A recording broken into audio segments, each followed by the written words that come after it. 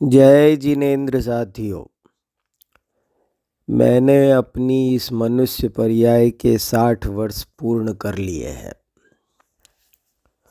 माता पिता और गुरुजनों के आशीर्वाद से मेरा ये लगभग सारा समय ज्ञानाराधना करते हुए व्यतीत हुआ है। मैंने बहुत शास्त्रों का अध्ययन किया है, कराया है। यही मेरा धर्म रहा, यही मेरा कर्म रहा।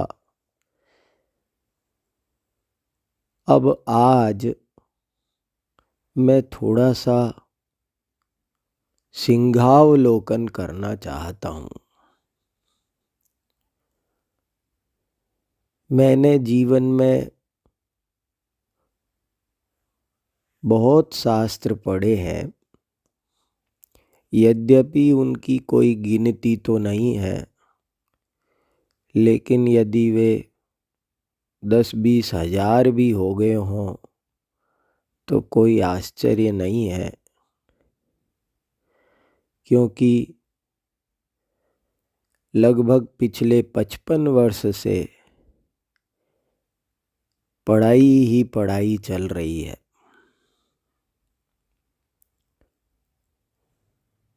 इतने शास्त्रों के अध्ययन के उपरांत भी आज मैं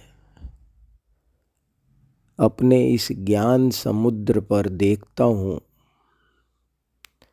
तो समय सार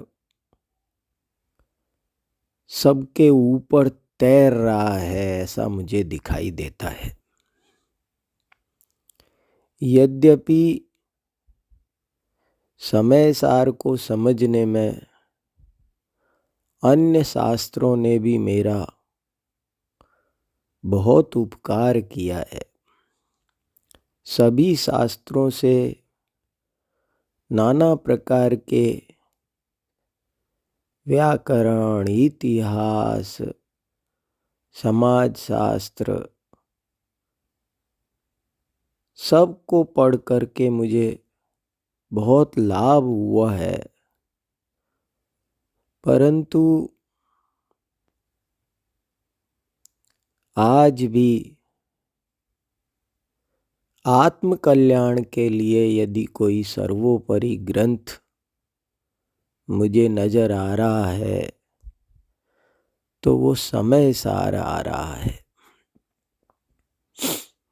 और उस समय सार में क्या है ये मैं आपके साथ आज साझा करना चाहता हूँ। मैं आपसे चर्चा करना चाहता हूँ, आपको बताना चाहता हूँ कि मुझे समय सार इतना अधिक क्यों प्रभावित कर रहा है। ऐसा समय सार में क्या है, क्यों वो अन्य शास्त्रों से विशिष्ट है। तो मैं पाता हूँ कि समय सार की 2 बातें मुझे सबसे ज़्यादा प्रभावित करती हैं, जो मुझे अन्य शास्त्रों में नहीं मिलती।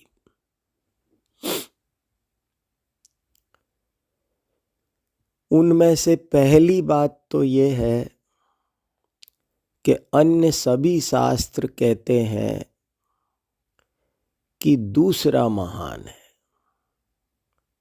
अन्य सभी शास्त्र दूसरों के गीत गाते हैं, दूसरों की महिमा बताते हैं। कोई सूर्य चंद्र आदि की नाना प्रकार के अन्य वस्तुओं के गीत गाता है। कोई माता पिता गुरु देश सबके गीत, अन्य दूसरों की महिमा, शरीर की महिमा, खान पान की महिमा, वस्तुओं की महिमा, मकानों की, सड़कों की, जाने किस किस की महिमा सुनाते हैं। पर समय सार कहता है तुम स्वयं महान हो। समय सार हमें अपनी महिमा बताता है, अपना गीत सुनाता है। अन्य सब शास्त्र दूसरों की श्रद्धा करो, दूसरों को नमस्कार करो कहते हैं, पर समय सार ही एक ऐसा मिला जो कहता है कि तुम अपने श्रद्धेय स्वयं हो। बहुत हो गया दूसरों को नमस्कार करते करते, 84 लाख योनि घूमे। अब तुम स्वयं को नमस्कार करो। तुम स्वयं ही अपने आराध्य हो, तुम स्वयं ही अपने श्रद्धेय हो, ज्ञेय हो, ध्येय हो, पूज्य हो। इस तरह समय सार ने जो मेरे कैमरे का रुख बदल दिया है, सेल्फी मोड में ला दिया है, ये समय सार का अनंत उपकार है। तो पहली विशेषता तो मुझे समय सार की ये बहुत प्रभावित करती है कि मैंने दुनिया के कण कण का आदर किया, पर कभी अपना आदर नहीं किया, अपना महत्व नहीं समझा। समय सार ने ही मुझे अपना महत्व समझाया, बहुत गहराई से समझाया। साफ साफ समय सार ने कहा कि इस विश्व में सबसे सुंदर तुम स्वयं हो। तुम्हारा अपना भला बुरा सब कुछ स्वयं से है। अपने को जानो, अपने को पहचानो और अपने में ही रहो। परद्रव्य के लक्ष्य से दुर्गति होती है। कहीं कुछ नहीं रखा है पर में। इस बात ने मुझे आंदोलित कर दिया है और मेरा जीवन बदल दिया है।